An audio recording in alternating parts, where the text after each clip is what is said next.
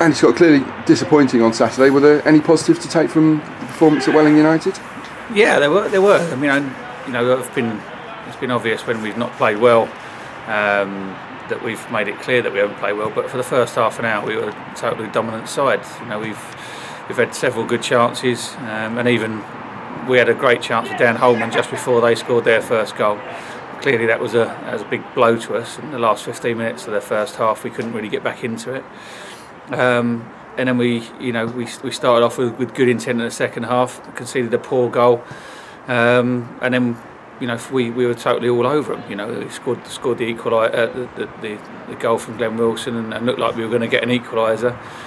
I think we're just making mistakes. We're just getting punished for the mistakes we made, and as soon as the third goal in, that was really the sort of the killer blow really. But even after that, we had a couple of good chances. I think that the obvious thing to say is that we've had 16 chances, good chances, and not scored enough goals, and that's been the story of the season so far, unfortunately.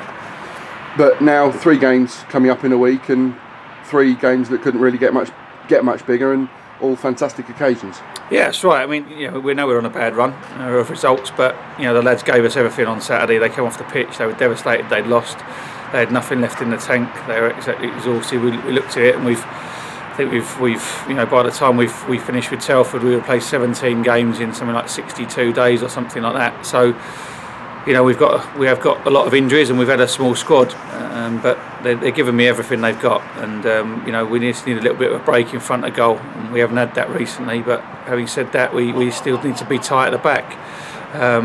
But it's very difficult to ask the back four to keep clean sheets every week, and with us not scoring, it's making life difficult. So, but we're working for things on training. We keep working. We can't be too hard on the lads. They're giving me everything, and we're still creating the chances. It's just about making sure we hit the back of the net. And you say clean sheets. Barnet are the top scorers in the division. Plenty of goals in John Akinde and Charlie McDonald.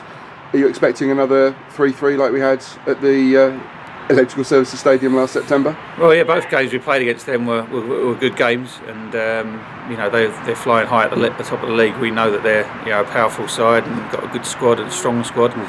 We're going to have to they're very, very hard to beat, but equally we've been performing. When we perform well, we can play against any side and do well. It's just our inconsistency, and we just need we do need the first goal. We need to get the first goal, and make sure that we hit the target with the shots we're having, and keep working hard, and hopefully get a bit of luck along the way, because that's what we haven't had. We need to go back to the Rochdale game. The keeper's been man of the match, and Burgess Hill, we've hit the bar, and a lot of games, Macclesfield, when we've made a mistake and not scored, and their keeper's made a couple of saves, and we've hit the woodwork again. But we've got to keep going. We've got to keep ploughing on, because I think obviously the result against Welling was really, it was not a good result, a bad result for us. But look at the majority of the game, and we were the totally dominant side. But it's no good being that and not winning games. So we just got to keep ploughing on, keep working hard, keep the lads believing in what they're doing, and that we create the chances, and the sooner or later it will come. And I suppose you could call these 3 games cup ties, effectively, the league leaders and then a local derby, and it's that sort of atmosphere, that sort of environment where the team has thrived this year. Yeah, that's right. I mean, to be honest, they approach every game the same.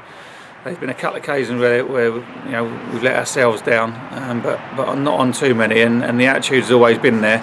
Sometimes the quality, and sometimes mistakes have been too much in abundance, but they'll be going into the Barnet game, and we'll be making sure that they're full of confidence and ready for it, because it is a big game, it's a big occasion. Boxing Day every year is a game that everyone wants to be involved in.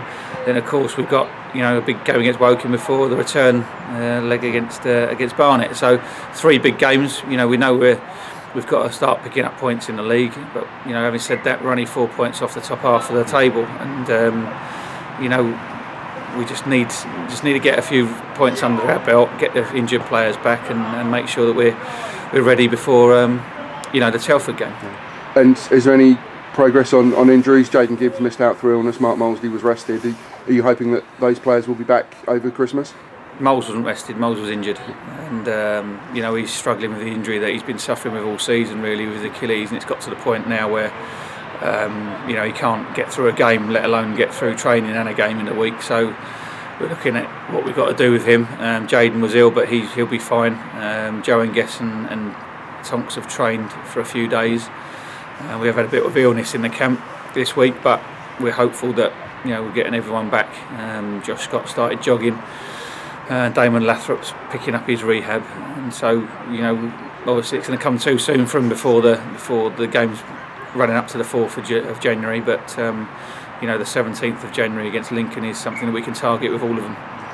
And Christmas, football is a massive part of Christmas in this country. We're out here at Borley Road on Christmas Eve when most people are wrapping presents or have finished work. It is a special occasion, and we hope for 3 kind of big festive crowds.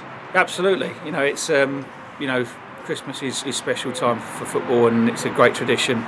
You know, big crowds. It's, you know, it's a family time, and you get a lot of people come in as groups and families that haven't seen each other for a while, or make it a big occasion. And you know, for footballers, obviously it's a difficult time in terms of the amount of games you play and the amount of training you're doing. But you know, we're in the game because we enjoy it, and this is a big time of year where we want to play in front of the big crowds and enjoy the big game. So it's something that is not a chore, and we're very fortunate to be involved with it, and you know, we want to make sure that we make the most of it.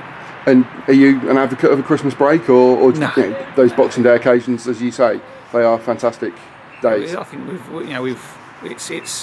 think it's very easy in this country to start going along the continental route, and you know, this is what you know, marks us out as a country and as leagues that's different from other countries, and that makes it special. And otherwise you become the same as everybody else, and there's nothing special about it. But you know, people want to come and watch football on Boxing Day, and they come thick and fast. Maybe we have probably one game too many over Christmas. Maybe Boxing Day and New Year's Day will probably be enough without the one sandwich in between. But you know, I'm not going to complain about it. It's something we've been doing for years, and it's something that we know before the season starts, and we want to make the most of it.